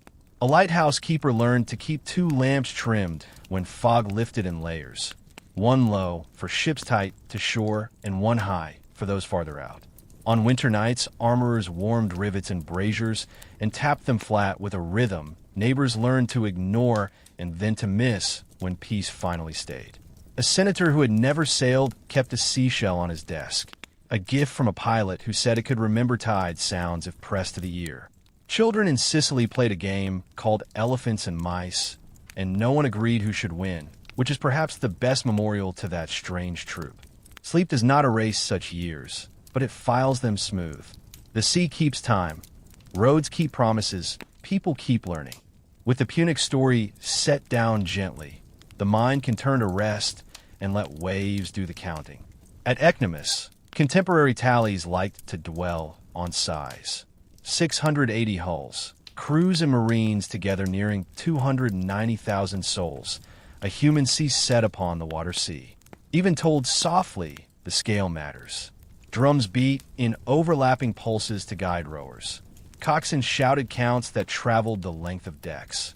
Officers ran signal flags as if embroidering the sky. When boarding bridges caught, men crossed into spaces that smelled of pitch and brine, fought in rows that slipped underfoot, and learned that courage can be seasick and still do its duty. In the uneasy peace that followed the First War, Rome took Sardinia and Corsica as much by paper as by sword, and Carthage endured the bitterness of seeing old routes handed new masters' marks. Hamilcar took that bitterness to Iberia and diluted it with work. He set terms with hill tribes that had their own proud mathematics of honor, and he left signs, a repaired bridge here, a defended pasture there, that made memory serve him even when he marched on. Hasdrubal turned these gains into a city with keys and ledgers. Hannibal inherited more than an oath. He inherited a running engine. The long Italian campaign scattered small stories like seeds. In Apulia, a farmer lent a mule to a Roman column and later told his sons it had come back taller. The boys did not believe him, but they liked the way he smiled when he said it. In Campania, a girl watched cavalry go by and later named her son after a horse she had never touched. In Capua, where loyalties shifted, a baker learned to keep two recipes, one for guests from the north and one for guests from the south, and never to ask which loaf a buyer preferred. War folds itself into bread that way. After Cannae, embassies from Rome visited cities that had wavered and said, "Stay with us, and we will make it worth the waiting." They could not always keep the promise quickly, but they learned to keep it eventually. Syracuse, wavering, gave Rome a new kind of lesson, that engineers, Archimedes among them, could make walls bite back. Still, time won. Each month that Hannibal was not reinforced from Spain or Africa, the rope frayed. The invader's excellence deserved a shorter war than he received, but excellence does not bake bread. Scipio's decision to cross to Africa was as much psychological as strategic. By forcing Carthage to look inward, he turned an away game into a home worry. Allied Numidian cavalry, swift and mischievous in the open, gave his plans the edges they needed. Letters from Carthage grew more urgent and less polite. Hannibal's recall felt like closing a book in the middle of a sentence. Italy exhaled even before it heard news from Zama. When Carthage fell, Scipio Aemilianus is said to have wept at the sight, not in glee but in comprehension. He is supposed to have quoted lines about cities and the fate of all things made by people. Whether or not the words were exactly as later writers put them, the feeling fits. Victory's taste of ash when the cost stands in a red sunset. Soldiers are allowed to be philosophical when the noise stops. In truth, they always were. The new Roman world that followed ran on grain and time. Grain from Sicily and Africa flowed to Rome. Time in the form of predictable schedules allowed bakers to wake when barges woke and magistrates to call meetings when shipments were due. Chaos shrank with each reliable arrival. But predictability also revealed gaps. Who owns the land that feeds the city? And who can buy judges in a dispute between a shepherd and a syndicate? Those questions did not need answers yet, but they began to raise their hands. Slavery expanded in these decades in ways that changed the flavor of labor. Estates shifted from households to enterprises. Overseers learned new tables, not of kinship, but of output. Enslaved people, gathered from many regions, invented friendships that cut across language. In evenings, songs from far provinces met in courtyards and then made new songs that belonged to no single shore. Freedom and unfreedom slept too close to each other for comfort in a city that liked to speak of laws. Still, the Republic's old balances did not vanish overnight. Elections remained rituals of expectation. Citizens walked to vote as if the act itself were a holiday. Tribunes stood where they always had, at the edge of the crowd, ready to stop a measure that rushed ahead of consent. Courts posted notices. Contracts were read aloud. Clerks mended wax tablets when a stylist dug too deep. Institutions endure not by being perfect, but by being habitual, and habit takes a long time to unwind. By the end of this chapter, the Western Sea felt mapped, not only by coast, but also by calendar. Shipmasters planned voyages by consular years. Warehouse managers wrote schedules by market days. Even festivals learned to accommodate port traffic. A visitor could stand in the forum and hear itineraries recited like prayers. Sicily, then Ostia, Spain, then Massilia, Africa, then backed by Sardinia. The geography of the Punic Wars had become the geometry of Roman life. Close your eyes one last time and hear only water. A quay cat walks the top of a rope as if it were a wall. Somewhere in her knocks once against a hull, then rests. A clerk ties a thread around a packet of receipts and places it in a chest that once held spearheads. A sailor breathes into his hands and tucks them under his arms to warm. A lantern is hooded. another is lit. The sea says tomorrow in its ordinary way, and the city, richer and more worried than before, answers yes in its sleep. One more thought about armies and home. Letters took weeks, yet families wrote them anyway. A wife might send a scrap of cloth scented with oil, so a husband would remember the kitchen. A father might press a vine leaf between sheets, so a son would remember shade. Messengers carried these small anchors in their belts beside orders and receipts. When a camp finally received its bundle, tough men turned shy for a moment, and then the day went on with steadier hands. And one more thought about ships. A new helmsman was taught to watch the color of water around a reef, to listen to gulls when fog erased the line between sky and sea, and to trust the oldest sailor when the chart disagreed with a remembered current. Seamanship is a school with exams every hour. The Punic Wars enlarged that school until even land cities like Rome kept a few captains' sayings in their civic memory. Finally, remember that the enemies were also mirrors. Rome learned maritime craft from Carthage, and in turn taught Carthage to respect the stubbornness of a state run by citizens who refused to concede. Hannibal taught Romans to study and adapt. Scipio taught Carthaginians that a measured reply can end even a brilliant raid. Across the water they became, in a way, each other's teachers. That is why the story feels complete when told slowly. It is not only a tale of winning and losing, but of learning how power behaves on roads and waves. Because of these wars, maps began to shape minds. A mason in Umbria could point south and name 3 ports he had never seen. A Phoenician trader in a Spanish town could sketch the outline of Italy on a table with spilled wine. Children drew ships with more detail than before, adding the small hooks that held boarding bridges or the heavy ribs that resisted rams. Knowledge moved outward like ripples, and with it moved a calmer confidence that strangers could arrive and still speak terms everyone understood.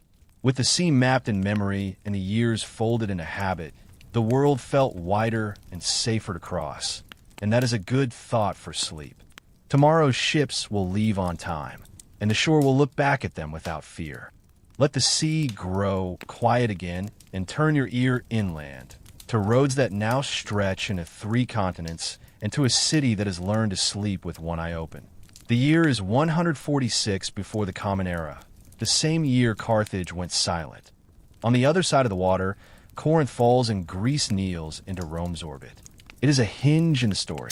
The Republic has learned to hold horizons in its hands, and with that skill comes a new weight. Decisions made in one forum now echo across islands, valleys, and deserts. Wealth begins to flow toward the Tiber like a tide that no longer turns. In the glow of that wealth, strains appear. This is a chapter of glitter and fracture, of reforms attempted and resisted, of armies learning to love their generals more than their laws. We will walk it slowly. In the east, Roman names settle over old maps. The destruction of Corinth in 146 signals that Greek independence, long honored in speech, now yields to Roman administration. Statues and scrolls travel west. Ideas travel with them, and the city on the Tiber learns to quote philosophers while still laying roads like a mason. In 133, the last king of Pergamum wills his kingdom to Rome, and the province of Asia is born. Ledgers, courts, and tax contracts stitched in a place where a royal household once stood. The Seleucid realm, frayed by dynastic quarrels, slips into Roman influence. Syria's doorways begin to open at Roman knocks. Suddenly, the Republic touches Africa, Europe, and Asia at once. Grain ships arrive from Egypt and Sicily. Silks and spices find new routes through ports that learn Latin numerals. Gold and silver ring on tables from contracts spread across the Aegean. With riches come habits. Public life dresses itself in brighter cloth. Private houses add libraries where children copy Greek letters and learn that a line can be as elegant as a column. The taste of Rome changes, still bread, still oil and wine, but seasoned more and more by Greece. The city swells, and with swelling comes pressure. Beneath the trophies sits a wound that wealth cannot numb. Large estates, latifundia, spread across the countryside, worked by enslaved laborers whose numbers rise with each victory. Smallholders, the old backbone of the legions, sell plots, drift into debt, or migrate to the city looking for wages that do not exist. The forum grows crowded with men who once owned a few vines and now own only time. Into this landscape steps Tiberius Sempronius Gracchus, elected tribune of the plebs in 133. He proposes to enforce old limits on public land and to restore acreage to citizens who can carry a shield and raise a family. His land law, the Lex Sempronia Agraria, is practical in tone and radical in effect. It would cut large holdings back to legal size and create small farms out of the excess. The Senate, many of whose members graze their fortunes on that same public land, resists. Tiberius tries an unusual path, seeking re-election to finish the work. In the open air of the forum, clubs are raised and a tribune is struck down. 300 of his followers die with him. It is the first public bloodletting in Rome in centuries, and the stain will not wash out. A decade later, his younger brother, Gaius Gracchus, takes up the office and the cause. He walks faster and carries more proposals. Subsidized grain to steady urban bellies, roads to stitch the peninsula, new rules for juries, even paths to extend citizenship to Italian allies who shoulder Rome's burdens without Rome's voice. Opposition hardens. In 121, the Senate issues a Senatus Consultum Ultimum, a final decree that grants consuls broad powers to protect the state. Streets fill. Thousands of Gaius's supporters die. Gaius himself chooses death to avoid capture. The Republic has crossed a line. Where argument once sufficed, force now answers, and the habit of that answer will return. Out of the turbulence rises a soldier with a new map in mind. Gaius Marius is a new man, a consul not born to the old families. In 107, he takes command against Jugurtha in North Africa and brings him home in chains, but his more enduring work lies in reshaping the army. If small farmers are disappearing, he reasons, let the state accept volunteers from the landless and equip them at public expense. Let service be a profession. Organize legions by cohorts, larger blocks that can move with flexibility. Promise land at the end of the road, and men will follow a banner to earn a future. The reform is brilliant and dangerous. Soldiers who own little come to trust the general who can place them on a plot more than the Senate that speaks in generalities.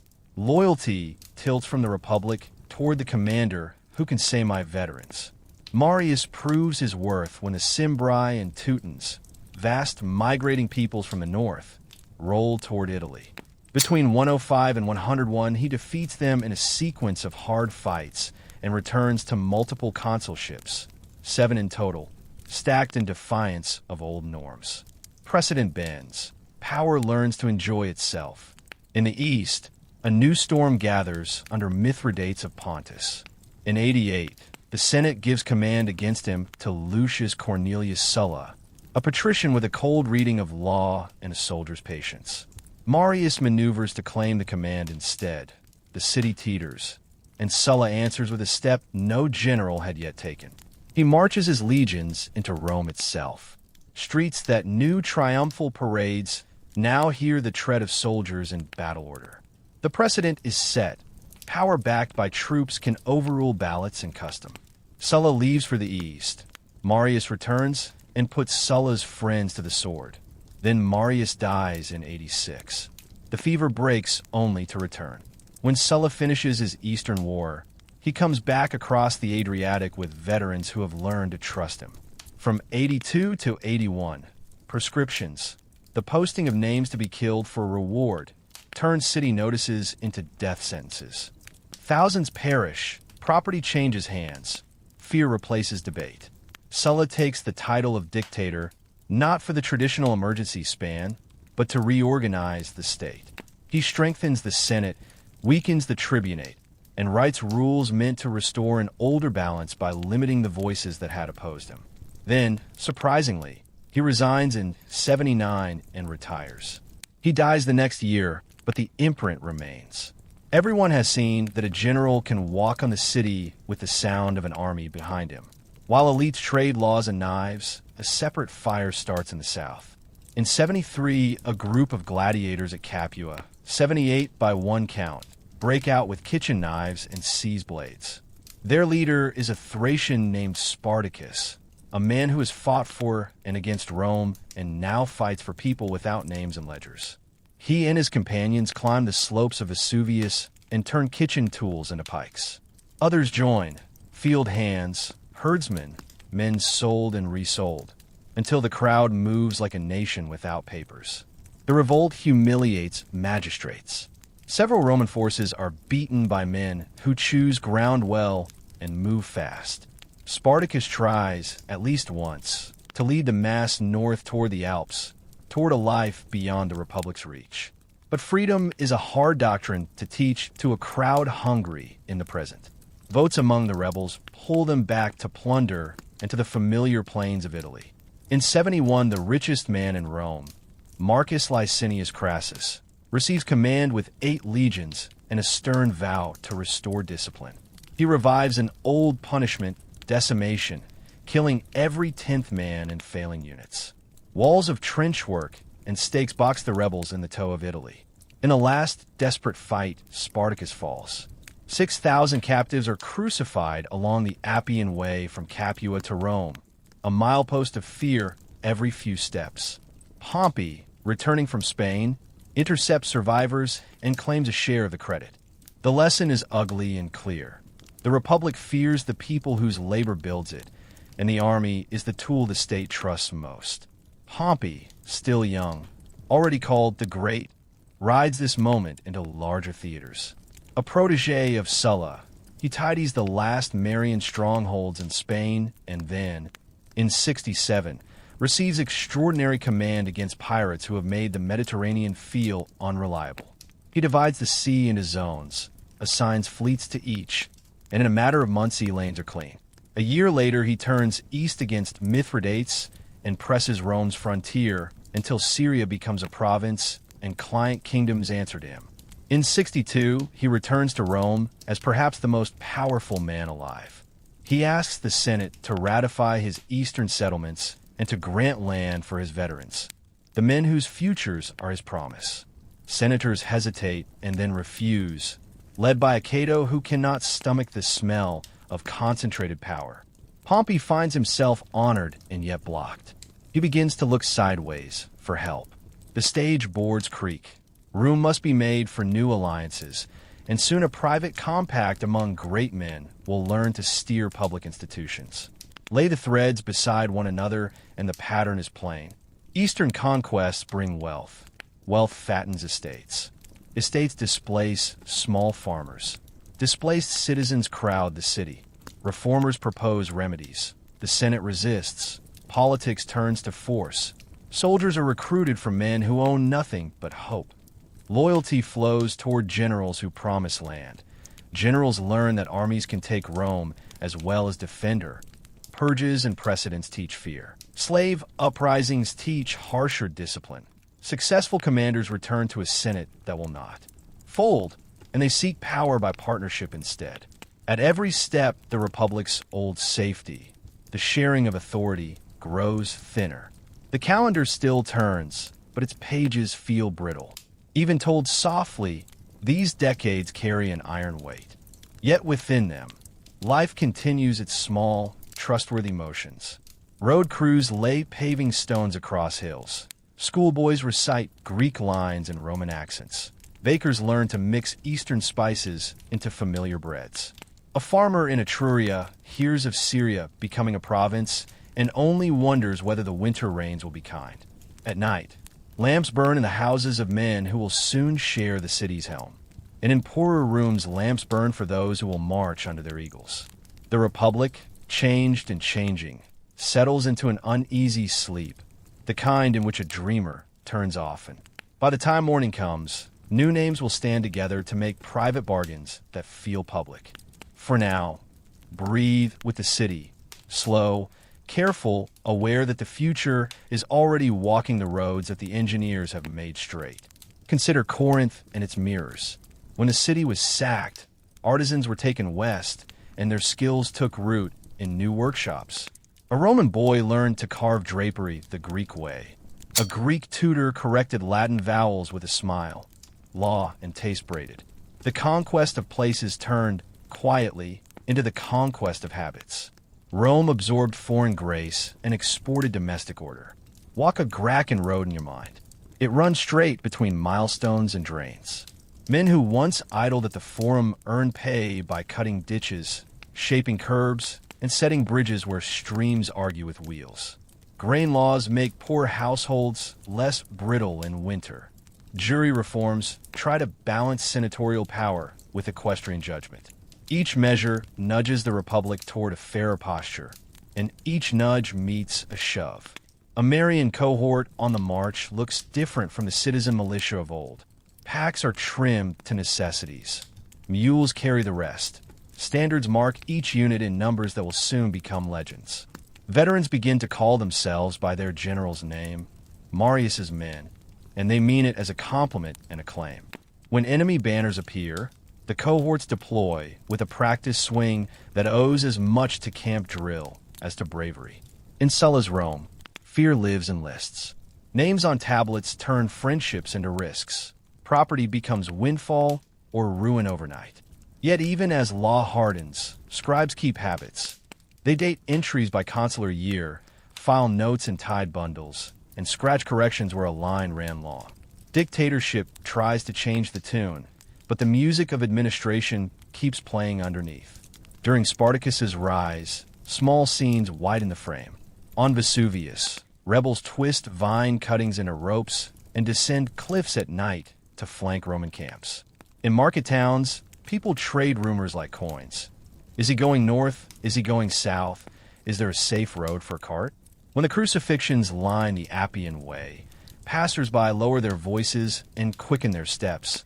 The road will never look the same. Pompey's anti-piracy campaign changes mornings across the sea. Fishermen launch without first scanning the horizon for strange sails. Merchants risk sending family along with cargo. Island towns put out lights for festivals rather than for warnings. In the East, his settlements draw borders that make taxes predictable, and predictability is a kind of peace ordinary people can use. The Republic breathes in new lands and breathes out new rules, and with each breath the chest tightens a little. It is not collapse yet, but it is not calm either, and that is enough to teach careful sleepers to listen. The influx of Eastern art restages living rooms. Mosaic floors learn to shimmer with Greek patterns. Bronze lamps shaped like little gods squat beside Roman salt cellars. A senator who once prized only old farm virtues now keeps a shelf of scrolls on rhetoric and a bust of a philosopher staring down his dining couch. The taste is not hypocrisy. It is an admission that power and culture can share the same plate. Children read Homer in the morning and watch engineers lay a road after lunch. In Asia, tax farming creates its own weather. Public honey bid for the right to collect revenues and then squeeze hard to meet their promises and make a surplus. Some are fair, many are not. Complaints travel to governors who must balance Roman expectations with provincial patience. A just decision can take heat out of a district like rain on dust. An unjust one can raise a squall that stings for years. Rome learns that ruling far lands is a craft made of thousands of small judgments. The Gracken decade also teaches Rome new words for crowd. When Tiberius speaks, the Forum listens as if for rain and drought. Lines form at grain distributions that keep price and hunger from racing each other. Road projects hire men who once drifted between promises. And yet, as measures pass, resistance folds and creases. It is one thing to change a rule. It is another to change how many hands hold the same acre. Old interests do not leave politely. They push back and sometimes push hard enough to break ribs. Think of the morning after Tiberius's death. The sun still rises, but looks different on paving stones scrubbed of blood. Senators walk with wider spaces between them. Clients read faces before offering greetings. Mothers teach their sons to speak carefully in public places. A city that once settled disputes with speeches now knows that benches can be turned into clubs. The knowledge makes everyone stand a little stiffer. Gaius Gracchus moves faster because he sees the hourglass. His roads are not only stone, they are policy, employment, connection, a promise that Rome will bind allies to herself with work as well as with orders. His suggestion to widen citizenship ripples outward into towns where allies have bled for Rome and wonder why their share remains always tomorrow. The Senatus Consultum Ultimum becomes the answer of men who fear a vote they might lose. Exceptional measures become more common, and the word exceptional loses weight. Marius's Marian mules, as soldiers joked, carry heavy packs with disciplined pride. Cohort organization means officers can maneuver without asking permission for every inch. Victory begins to look like math done well. Paydays arrive on time because questers learn to count better. Tents line up like words in a good sentence. The army begins to be a school that teaches poor men how to be useful, and accidentally, how to be powerful if they stand together behind a name.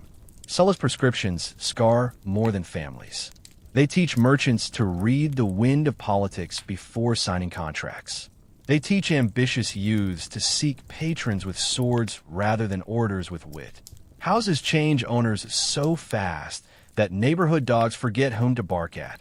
In the short term, order returns. In the long term, trust leaks away like water through hairline cracks. The slave war throws shadows on everyday habits. Estate managers sleep less deeply. City guards rehearse faster responses. Country roads sprout watch posts. Spartacus's victories, though temporary, feel educational. They reveal how much force lives just under the surface of ordinary days when a crowd decides its hunger should count. After the crucifixions, the message is burned into wood and air. This is what happens when the line is crossed. Pompey's settlements in the east come with maps and with courtesies. He leaves some kings on their thrones and gives them smaller rooms to pace. He lays out cities with straight streets and markets that know how to weigh fairly. He writes instructions for courts and then sails away to discover whether paper can hold its shape without his hand. For a while it does. The eastern sunrise looks Roman to those who wake under it, and they adjust their schedules to the rhythm of a distant Senate that still remembers to hold votes. And in the city, the crowd begins to understand its leverage. Theater audiences boost speeches that wander. Voters expect gifts timed with festivals. Tribunes learn to judge the wind in the Subura before promising a measure. Behind all of it, money from Asia and Africa keeps the lights on late. Wealth provides cushions. It also invites falls from higher places. The Republic learns to walk on marble floors and discovers that they are slippery. Set cause beside effect. Eastern triumphs swell fortunes. Fortunes hire voices. Voices bend rules. Rules provoke reformers. Reformers provoke elites. Elites arm answers. Soldiers learn to love generals who pay them. Generals learn that Rome can be entered like any other city. Civil blood is spilled. Fear of the enslaved stiffens spines and laws. Extraordinary commands make ordinary offices look small. A great general returns to find a senate too small to house him. The machine still runs, but its gears grind. If you sit by the Tiber at dusk in these years, you can feel the difference in the city's breathing. Barges carry richer cargo. Arguments carry sharper edges. A father points out to his child the letters SBQR, cut into a bridge stone, and says what they mean. The child repeats the words and asks why so many soldiers sleep in the city now. The father changes the subject to bread because bread is safe to explain. Still, the old rituals continue. Consuls take auspices at dawn. The Senate opens its doors. Censors mark rolls and frown at extravagance. Lictors clear a path with the same steady pace. Habit is Rome's second army. It keeps time when tempers run fast. That is why the city endures as long as it does. Routines laid down in quiet years continue to do their work in loud ones. When you close your eyes, hold two images at once. A marble hall where men debate laws with polished phrases, and a muddy road where men drill with worn sandals and full packs. The law and the legion are learning to stand too close together. The morning to come will bring famous names bound in a compact that will try to steer them apart and then together again. For now, breathe and let the river say its patient syllables against the quay. before sleep fully gathers. Listen for the lighter sounds that prove a city still lives. A baker tapping a peel against the oven rim, a librarian straightening scrolls after students have gone, a watchman naming hours to himself like beads on a string. These are the small beats that keep time while great drums argue. With them in mind, the night can hold its shape. Under low windows, neighbors trade quiet goodnights across a narrow lane. A scribe cools wax with a breath and smooths a wrinkle with the edge of his thumb. Somewhere a cat pads along a roof and pauses to listen to oars practice far away. A small shrine glows like a coal and teaches the room to breathe more evenly. The river keeps its even syllables, promising that morning will arrive in order. A gate latch finds its seat without a squeal. Someone remembered oil, and that is kindness. The watch calls the hour softly and does not wake the sleeping dog by the door. Lamps are trimmed, not bright, so that shadows have room to rest as well. Set the longer arc in one last, quiet frame. Conquest to the east broadened maps. Those maps altered money. Money altered farms. The altered farms filled streets. Crowded streets sharpened politics. Sharp politics armed its answers. Armies learned the habit of following names more than offices. And yet, within the clamor, daily work continued. Road crews kept ditches clear, librarians mended spines, and magistrates signed tablets that carried rules outward like steady lanterns. A breeze comes through a courtyard and stirs a hanging cloth. Footsteps slow on flagstones because there is no hurry left in them. A child practicing letters miswrites a name and laughs at the mistake. Somewhere a cohort changes watch without fuss. Somewhere a baker slides the last loaves from the oven and leans the peel against the wall. The city lets its shoulders drop a fraction and promises to try again in the morning. New lamps are trimmed for dawn tax rolls, and old quarrels are left folded until daylight. The river carries faint reflections of milestones, as if counting with light instead of numbers. In the Subura, a shutter clicks closed and makes a sound like a small decision well made. A courier ties a fresh thong around a packet of orders and rests his feet on the step. A cart's axle settles. The street settles with it. Night holds its balance. Think, too, of the allies who watched Rome argue with itself. In Italian towns that had bled beside legions, elders told youths that citizenship would come, then wondered if they believed their own patience. In the provinces, merchants learned the new rhythms of Roman courts and wrote contracts with safer margins. Governors came and went. The best of them treated distance as a responsibility, the worst as a curtain. Both types left marks that outlived their assignments. When the day's anger cooled, even hard men preferred repairs. A broken curb was set straight so wheels would stop catching. A chipped milestone was recut so travelers could trust their reckoning. A leaking aqueduct joint was packed with new mortar and wrapped with fresh lead. These were not headlines, but they were the reason mornings felt possible. A republic phrased by degrees and is mended by them as well. In the night markets, bakers and butchers kept prices from leaping by agreeing to watch one another. The agreement was not law. It was a handshake repeated until it became a habit. Habits make cities resilient. That is why, despite violence and decrees, the streets still filled each dawn with men and women who believed there would be work enough to warm their hands. A final lamp is pinched dark. A final docket is stacked square. The watch passes under an arch, counting steps to keep awake. Overhead, the stars arrange themselves in old patterns that ask for no vote. Dawn will find the ledgers legible and the roads passable. And that is how a city keeps its promise to wake. A clerk pauses at a window and watches torchlight move along the embankment like cautious fireflies. He thinks about nothing grand, only whether tomorrow's ink will flow better if he warms it first.